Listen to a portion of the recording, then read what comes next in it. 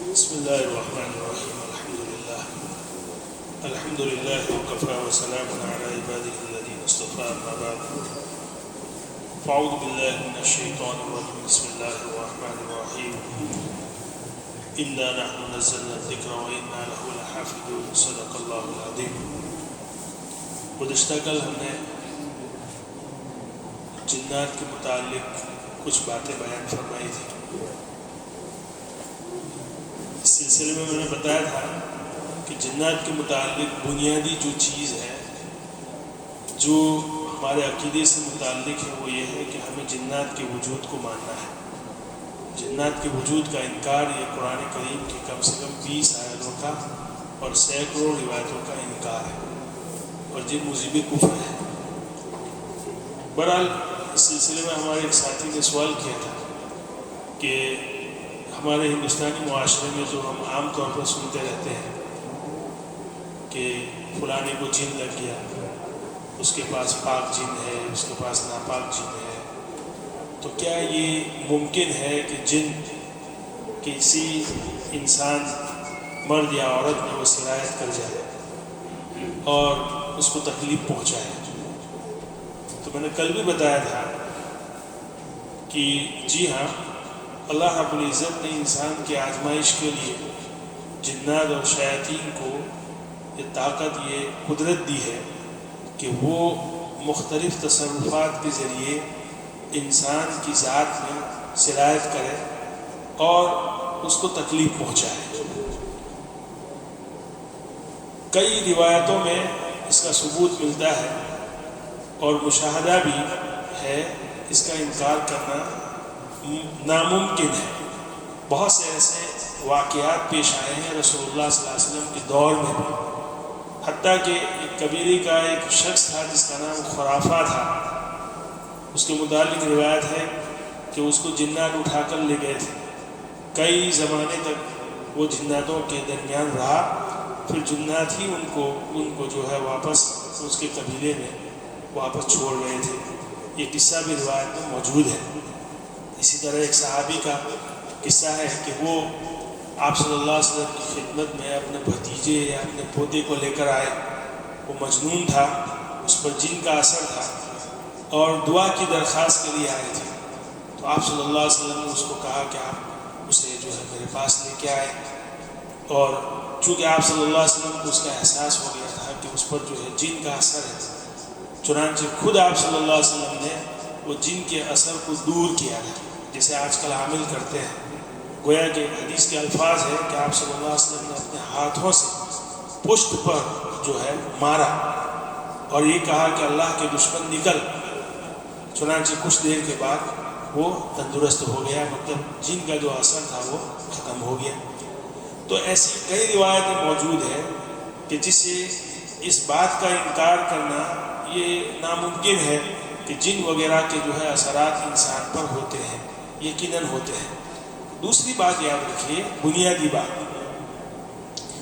کہ آپ صلی اللہ علیہ وسلم جن کا اور شیاطین کا تعلق انسان کے ساتھ کس نوعیت کا ہے، آپ ذرا غور کیجیے اس میں. آپ صلی اللہ علیہ وسلم نے ہمیں ہر موقع پر شیاطین سے پناہ کی دعا سکھائی ہے. واشروم میں جانا ہے اس سے پہلے اللہم انی اعوذ بک من الخبث والخبائث. یہ خبث اور خبائث کیا ہے؟ خبث یہ خبیث جو شیاطین ہے، مرد اور عورتوں سے پناہ مانگی گئی. آپ صلی اللہ علیہ وسلم نے ہمیں بتایا. کتنی جگہ ایسی ہے کہ جہاں آپ صلی اللہ علیہ وسلم کی تعلیمات میں ہمیں جو دعائیں سکھائی گئی ہے وہ شیاطین سے پناہ مانگی گئی ہے. اس میں حتیٰ کہ اگر مرد اپنی بیوی سے مل رہا ہے، ہم بستری کر رہا ہے، تو اس سے پہلے بھی دعا سکھائی اللہم جنبنی من الشیطان وجنب الشیطان ما رزقتنا. اسی طرح کپڑے پہنتے ہوئے دعا سکھائی بسم اللہ. کھانے سے پہلے کہا کہ بسم اللہ پڑھو، اگر بسم اللہ کے بغیر آپ کھائیں گے تو شیطان آپ کے ساتھ شریک ہوگا. رات میں اگر آپ دروازے بند کر رہے ہیں، بسم اللہ پڑھ کر جو ہے دروازے بند کرو. اس سے جو ہے شیاطین کے اثرات سے آپ کا گھر اور گھر کا ماحول جو ہے محفوظ رہتا ہے. تو اسی طرح چھوٹا بچہ ہے، اس کے متعلق آپ صلی اللہ علیہ وسلم نے ہمیں سکھایا کہ سورج غروب ہونے کے بعد چھوٹے بچوں کو گھر سے باہر لے کے مت جایا کرو، اس لیے کہ شیطان اس میں جو ہے چونگا لگاتا ہے۔ تو ایسی کتنے مواقع ہیں کہ جس میں آپ صلی اللہ علیہ وسلم نے ہمیں تعلیم دی ہے کہ آپ شیاطین سے پناہ مانگو۔ اب بتائیے، اللہ رب العزت نے انسان کو اشرف المخلوقات بنایا ہے، اور اشرف المخلوقات کا تقاضا یہ ہے کہ شیطان تو کیا، ایسی بہت ساری مخلوق انسان سے ڈرتی ہے، جنات اور شیطان انسان سے ڈرتے ہیں، اور شرکس شیاطین کا مقابلہ اللہ رب العزت اور رسول اللہ صلی اللہ علیہ وسلم کے بتائے ہوئے احکام کے مطابق بہت آسان ہے۔ لیکن اس کے باوجود اگر کسی پر جن کا اثر حاوی ہو گیا اور وہ بیمار ہو گیا، یا یہ کہ اس کی موت واقع ہو گئی، تو اس میں قصور کس کا ہے؟ خود کا ہے۔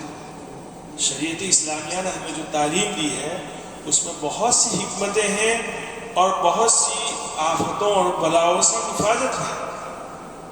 تو یاد رکھیے اس بات کو کہ یہ بات صحیح ہے کہ جن اور شیاطین کے اثرات جو ہے انسان پر ہوتے ہیں، لیکن اس سے بچاؤ کی شکلیں بھی ہمیں بتائی ہے۔ رسول اللہ صلی اللہ علیہ وسلم کی تعلیمات کے مطابق ہم زندگی گزاریں تو کوئی چیز ہمیں نقصان نہیں دے سکتی۔ اسی سلسلے کی چونکہ شیاطین کو بہت سارے اختیارات ہیں، چنانچہ جس طرح انسان میں توالد اور تناسل کا سلسلہ ہے، شیاطین میں بھی ہے۔ جس طرح کے کام انسان کرتا ہے شیاطین بھی کرتے ہیں، جنات بھی کرتے ہیں۔ چنانچہ جادو وغیرہ کا جو معاملہ ہے اس میں بھی شیاطین جادو کرتے بھی ہیں، کرواتے بھی ہیں، انسان بھی شیاطین کا جو ہے ساتھ لیتے ہیں، جادو وغیرہ کرنے میں ان سے معاونت لیتے ہیں، یہ بات طے ہے۔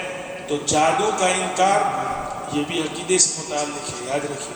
بہت سے لوگ کہہ دیتے ہیں کہ جادو وادو نام کی کوئی چیز نہیں، سینکڑوں احادیث میں جو ہے اس کا تذکرہ ہے کہ جادو ہے، اس کی حقیقت ہے۔ سائنس جو ہے آج کل اس کو ایک نفسیاتی چیز مانتی ہے، لیکن بہرحال اسلام نے اس کی حقیقت کو قبول کیا ہے، اور اس کے بچاؤ کی شکلیں اور تعلیمات بھی رسول اللہ صلی اللہ علیہ وسلم نے دی ہے۔ قرآن کریم میں 2 صورتیں ہیں۔ حضرت ابو سعید خدری رضی اللہ تعالیٰ عنہ کی روایت ہے کہ آپ صلی اللہ علیہ وسلم ہمیشہ شیاطین سے اور ان کی نظروں سے، نظر بد سے حفاظت بہرحال کی دعا مانگا کرتے تھے۔ لیکن جب یہ دونوں صورتیں نازل ہوئی، قل اعوذ برب الفلق اور قل اعوذ برب الناس، تو اس کے بعد آپ صلی اللہ علیہ وسلم انہی کا جو ہے معمول بنا لیا تھا، اور یہی چیزیں، یہی 2 صورتیں پڑھا کرتے تھے۔ تو بہرحال کہنے کا مطلب یہ ہے کہ جنات اور شیاطین کے اثرات یہ بھی حق ہے، بہت ساری روایتوں میں اس کا تذکرہ ہے، اس کا بھی انکار نہیں کیا جا سکتا۔ اور اسی طرح جادو یہ بھی ایک مؤثر چیز ہے، اسلام نے اس کے اثر کو قبول کیا ہے، کہ اس کی حقیقت جو ہے اس کو قبول کیا ہے، اور اس کی بچاؤ کی بھی شکلیں بیان فرمائی ہے۔ اسی طرح نظر بد، جو نظر لگ جاتی ہے، دیکھیے نظر کے سلسلے میں بہت ساری روایتیں کہ جس میں یہ حقیقت بیان کی گئی ہے۔ ایک حدیث ہے، صحیح حدیث، العین حق، کہ نظر جو لگ جاتی ہے یہ حق ہے۔ نظر کا انکار بھی بہت ساری خصوص کا انکار ہے۔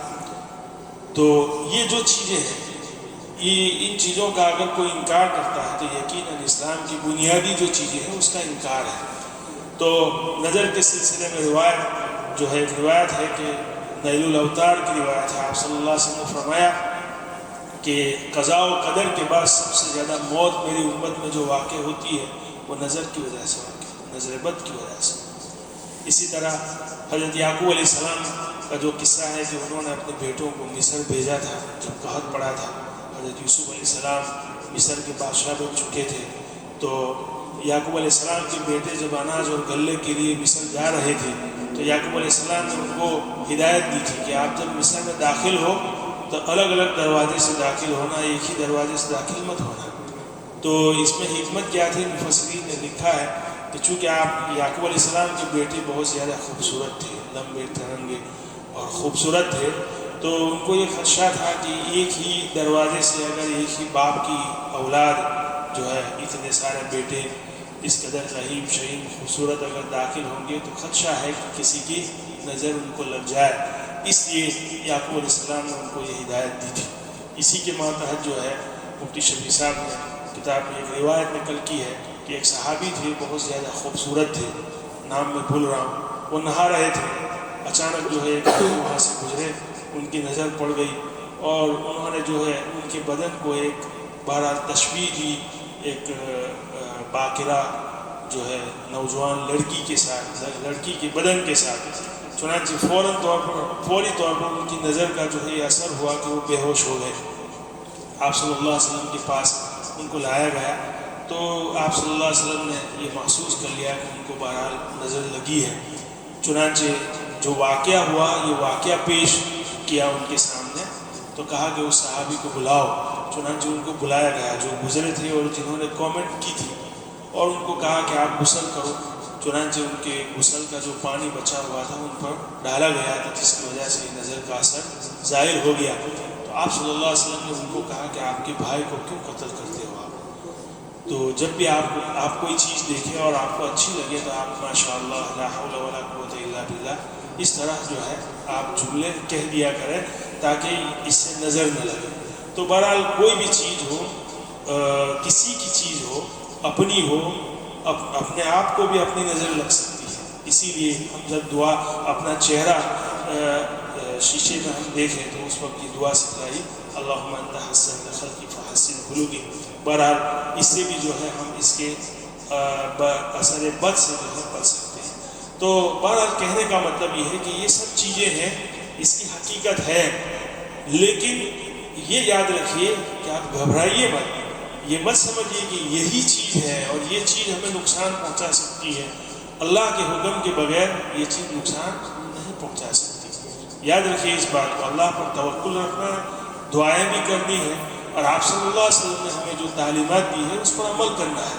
چنانچہ میں آپ کو بتاؤں کہ اولیاء اللہ اور تجربہ کاروں کا یہ تجربہ ہے اور ان کا معمول رہا ہے کہ جب بھی رات کو سوتے تھے وہ تو رات کو سونے سے پہلے آیت الکرسی پڑھ کر پورے گھر کی اور اسباب کی اور اپنے آپ کا جو ہے حصار کرتے تھے، جس سے فجر تک وہ محفوظ رہتے تھے۔ اور روایت بھی ہے کہ غالباً حضرت ابو سعید خدری کے ابو ہریرہ رضی اللہ تعالیٰ عنہ کی روایت ہے کہ اگر شخص رات میں بستر پر جانے سے پہلے آیت الکرسی پڑھ لیتا ہے تو 2 فرشتے حفاظت کے لیے مقرر ہو جاتے ہیں جو فجر تک ان کی حفاظت کرتے ہیں۔ تو سونے سے پہلے بہرحال آیت الکرسی پڑھیں۔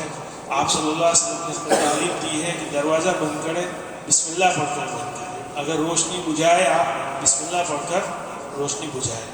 اسی طرح معوذتین کا ورد رکھے، آیت الکرسی کا ورد رکھے، اعوذ بکلمات اللہ التامہ من کل شیطان ہامہ ومن کل عین لامہ۔ یہ دعا جو ہے آپ صلی اللہ علیہ وسلم حضرت حسن اور حسین کو پڑھ کر دم کیا کرتے تھے، اور یہ پیش کی دم کرتے تھے، یعنی نظر بد سے حفاظت کے لیے پیش کی اسباب کے طور پر، اور کہتے تھے کہ حضرت ابراہیم علیہ السلام بھی حضرت اسماعیل اور حضرت اسحاق کو اسی دعا سے جو ہے دم کیا کرتے تھے۔ تو معوذتین کا ورد، یہ آپ دعائیں سیکھیں۔ ہم جو ہے دنیا کی ہر چیز سیکھتے ہیں، کچھ بھی ہوتا ہے ہم پھر مولوی ملاؤں کے پاس جاتے ہیں اور پھر پھنس جاتے ہیں۔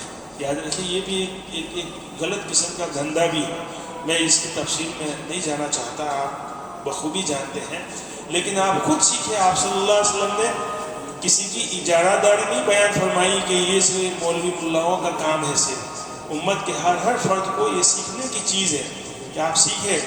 جنات اور شیاطین جو ہے وہ اللہ کے مشیت کے بغیر آپ کو نقصان نہیں پہنچائیں گے، یاد رکھیں اس بات کو۔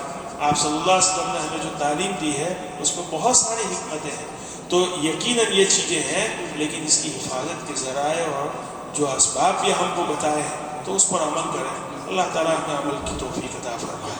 اور اصل جو علماء فرماتے ہیں 5 وقت کی نماز، 5 وقت کی نماز کی آپ پابندی کریں، اور اپنے گھر میں قرآن کی تلاوت کا اہتمام کریں۔ سورہ بقرہ کے سلسلے میں ہے، سورہ بقرہ کی جس گھر میں تلاوت ہوتی ہے، شیاطین اور جادو اور یہ سب جو خرافات ہیں ان سب چیزوں کا اثر اس گھر میں کبھی نہیں آئے گا۔ بہرحال یہ ایک ذیلی بات تھی، وہ میں نے آپ کو بیان فرما دی۔ ہم جو بات کر رہے تھے وہ اللہ کی کتابوں کے سلسلے میں ہمارا عقیدہ کیا ہونا چاہیے۔ میں نے گزشتہ کل بتایا تھا کہ اجمالی طور پر ہمیں یہ عقیدہ رکھنا ہے کہ اللہ کی جتنی بھی کتابیں ہیں اور جتنے بھی صحائف ہیں، جو قرآن میں صراحتاً مذکور ہے وہ اور جو اجمالاً مذکور ہے، ان سب پر ہمارا ایمان ہے کہ وہ برحق ہے۔ تورات، زبور اور انجیل کے سلسلے میں ان کی وہ تعلیمات جو تحریف ہو گئی ہے، بہرحال یہ اصل میں اللہ کی جو ہدایتیں تھیں اس پر ہمارا ایمان ہے کہ وہ حق پر تھی، وہ حق تھی، اور بعد میں لوگوں نے جو ہے اس میں تبدیلی کی ہے، لیکن یہ اللہ کی آسمانی برحق کتاب ہے۔ قرآن کے سلسلے میں نے بتایا تھا کہ قرآن کے بارے میں ہمارا کیا عقیدہ ہونا چاہیے۔ دیکھیے، قرآن کے سلسلے میں ایک بنیادی بات کہ قرآن اللہ کا کلام ہے۔ بولتا ہوں میں، آپ بھی اس کو ریپیٹ کیجئے، قرآن اللہ کا کلام ہے۔ دیکھیے، اس میں ایک عقیدے کی طرف اشارہ ہے، میں اس کی وضاحت کروں گا، اور یہ برحق ہے، رسول اللہ صلی اللہ علیہ وسلم پر جبرائیل امین کے واسطے سے اللہ نے نازل کیا ہے، یہ بھی ایک عقیدے کی طرف اشارہ ہے۔ قرآن اللہ کا کلام ہے، برحق ہے، جبرائیل امین کے واسطے سے رسول اللہ صلی اللہ علیہ وسلم پر اللہ رب العزت نے 23 سال تک تھوڑا تھوڑا نازل کیا، اور یہ اس وقت سے لے کر آج تک محفوظ ہے۔ اس میں کسی قسم کی کوئی تبدیلی، کوئی تحریف نہیں ہوئی۔ کوئی شخص اگر یہ عقیدہ رکھتا ہے کہ اس میں تبدیلی ہوئی ہے یا فیوچر میں تبدیلی ہو سکتی ہے، یہ شخص کافر ہے، اسلام سے اس کا کوئی تعلق نہیں ہے۔ یاد رکھیں اس بات کو، اس میں بھی ایک عقیدے کی طرف اشارہ ہے، میں اس کی وضاحت کروں گا انشاءاللہ۔ تو یہ تو ہمارا ایک بنیادی عقیدہ ہے قرآن کے متعلق، اور یہ قرآن جب برحق ہے، ہدایت ہے، روشنی ہے قیامت تک کے لیے، تو یہ صرف زبانی ہمارا جو ہے کلام نہیں ہونا چاہیے، عملی طور پر اس کو اپنی زندگی میں لانا ہے، اور زندگی کے ہر پہلو میں اسی کے مطابق ہمیں فیصلے بھی کرنے ہیں۔ اللہ رب العزت فرماتے ہیں ھذا کتاب انزلناہ فاتبعوہ واتقوا لعلکم ترحمون، کہ یہ کتاب ہم نے اس کو نازل کیا، تم اس کی پیروی کرو۔ کیا مطلب؟ قرآن کے جو احکام ہے اس کو ہمیں اپنی زندگی میں لانا ہے۔ تو یہ سب سے بڑی بات ہے کہ ہدایت نامہ ہم مانتے ہیں کہ یہ ہدایت ہے ہمارے لیے، یہی روشنی ہے قیامت تک کے لیے، یہ ہمارے لیے پیغام ہے۔ تو جب پیغام ہے تو اس کو اپنی زندگی میں بھی لانا ہے، تو اس کی بھی نیت کریں انشاءاللہ، اس کو ہم سیکھیں گے، اس کے احکام کو اور اس کی زندگی میں لائیں گے۔ یہی ہمارے لیے دستور ہے، دستور الحیات ہے یہ ہمارے لیے، یہ ہماری تہذیب ہے پوری کی پوری۔ آپ اس کو یاد رکھیے۔ اب دیکھیے، میں نے جو بات کہی تھی کہ قرآن اللہ کا کلام ہے، دراصل ایک عقیدہ ہے ہمارا کہ قرآن کے سلسلے میں، یعنی قرآن یہ جو کتاب ہے اس کی میں بات نہیں کر رہا ہوں، قرآن جو دو گتوں کے درمیان جو قرآن ہے اس کی بات نہیں۔ قرآن یہ تو ٹیکسٹ ہے، یہ تو ترجمانی کر رہے ہیں اللہ تعالیٰ کے کلام کی۔ دراصل اللہ کی جو صفت کلام ہے، اللہ کی جو صفت کلام، یہ اس کی ترجمانی ہے۔ تو قرآن جو دراصل اللہ تعالیٰ کا کلام ہے، اس سلسلے میں 4 صدی ہجری میں ایک اختلاف ہوا۔ 4 صدی ہجری میں ایک گروہ تھا معتزلہ، اس کا جو بانی تھا واصل بن عطا، یہ حسن بصری رحمۃ اللہ علیہ کے شاگرد تھا۔ یہ لوگ، اس کی جو جماعت تھی، وہ یونانی فلسفے سے بہت زیادہ متاثر تھے۔ یہ لوگ ہر چیز میں وہ عقل کے گھوڑے جو ہے دوڑاتے تھے، اور اس میں جو ہے بہرحال گہرائی میں جا کر اس میں وہ شوشے نکالتے تھے۔ چنانچہ سب سے پہلے 4 صدی ہجری میں قرآن کے سلسلے میں اختلاف ہوا کہ یہ قرآن اللہ کا کلام ہے یا یہ مخلوق ہے۔ اب سمجھے اس بات کو، مخلوق اگر کسی چیز کو ہم یہ کہیں کہ یہ مخلوق ہے اللہ کی، انسان اللہ کی مخلوق ہے، جانور اللہ کی مخلوق ہے، پرندے اللہ کی مخلوق ہے، آسمان اللہ کی مخلوق ہے، زمین اللہ کی مخلوق ہے، کیا مطلب اس کا؟ کہ یہ چیزیں پہلے نہیں تھی، بعد میں اللہ نے ان کو کریٹ کیا، نو ایجاد ہے۔ جو بھی چیز ایسی ہو جس کی یہ صفت ہو کہ وہ کریٹڈ ہو، مخلوق ہو، اس کے بارے میں ہمارا یہ عقیدہ ہے کہ ایک دن آئے گا وہ پھر فنا ہو جائے گی۔ وہ پہلے نہیں تھی، بعد میں ان کو وجود بخشا اللہ نے، ایک دن آئے گا کہ یہ چیزیں ختم ہو جائیں گی۔ قرآن کریم میں ہے کل من علیہا فان ویبقى وجہ ربک ذو الجلال والاکرام، کہ روئے زمین پر جتنی بھی چیزیں ہیں سب کی سب ایک دن ختم ہو جائے گی، صرف اللہ کی ذات باقی رہے گی۔ یہاں سوال یہ ہوتا ہے کہ جب ہر چیز اللہ کے سوا فنا ہو جائے گی تو جنت اور جہنم بھی فنا ہو جائے گی۔ حالانکہ ہمارا عقیدہ یہ ہے کہ مومن بندہ جب جنت میں جائے گا تو پھر وہ ہمیشہ جنت میں رہے گا، کبھی ان پر موت طاری نہیں ہوگی۔ سوال ہوتا ہے کل من علیہا فان، اللہ رب العزت فرماتے ہیں ہر چیز پر فنا طاری ہوگی، صرف اللہ کی ذات باقی رہے گی۔ اس کا جواب یہ ہے کہ دیکھیے، ایک ہے فنا ہونا اور ایک ہے فنا کی پاسبلٹی۔ ایک ہے فنا ہو جانا اور ایک ہے فنا کا امکان۔ جنت اور جہنم کے بارے میں ہمارا یہ عقیدہ ہے کہ جنت جہنم پہلے نہیں تھی، اللہ نے بعد میں ان کو پیدا کیا اور یہ ہمیشہ باقی رہے گی۔ البتہ اس پر فنا کا امکان ہے کہ یہ فنا ہو سکتی ہے، لیکن اللہ ان کو فنا نہیں کریں گے۔ سمجھ رہے ہیں میری بات؟ جنت اور جہنم پاسبلٹی ہے کہ وہ فنا ہو جائے، لیکن اللہ ان کو فنا کریں گے نہیں۔ ہم ابدی ہے، اس کا مطلب کیا ہے؟ جنت اور جہنم ابدی ہے۔ ابدی مطلب پہلے نہیں تھی، اب ہمیشہ رہے گی۔ اللہ کی ذات ازلی ہے، ہمیشہ سے ہے، ہمیشہ رہے گی۔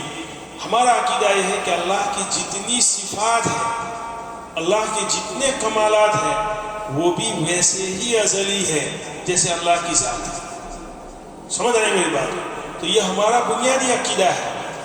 تو معتزلہ یہ کہہ رہے ہیں کہ اگر قرآن کو ہم اللہ کا کلام مانیں، یعنی اس کو ہم اللہ کی جو صفت کلام ہے وہ اس کو مانیں ہم، تو اللہ کی ذات کے ساتھ ایک دوسری چیز قدیم جو ہے ازلی وہ ثابت آئے گی۔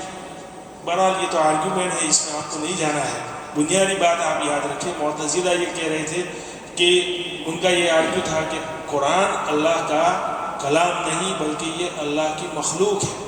تو جس طرح ہم یہ اہل سنت والجماعت یہ کہہ رہے ہیں کہ جس طرح اللہ کی ذات قدیم، اسی طرح اس کی صفات بھی قدیم، تو یہ قرآن جو ہے یہ مخلوق نہیں بلکہ کیا ہے؟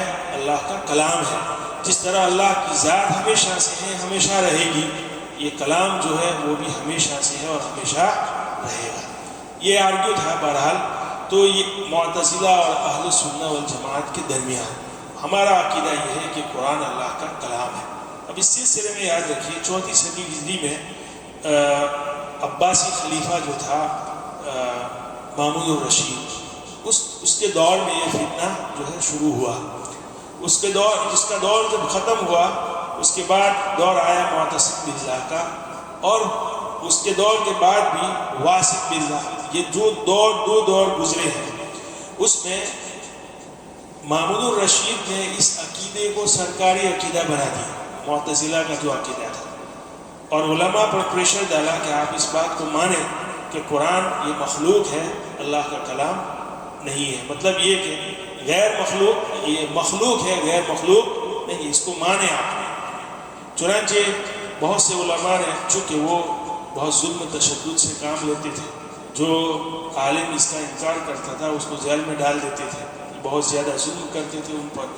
تو بہت سارے علماء نے ان کے ظلم و ستم سے تنگ آ کر اپنا عقیدہ تبدیل کر لیا، لیکن امام احمد ابن حنبل رحمۃ اللہ علیہ صبر و استقامت کے پہاڑ تھے، ان پر بہت زیادہ ظلم کیا گیا۔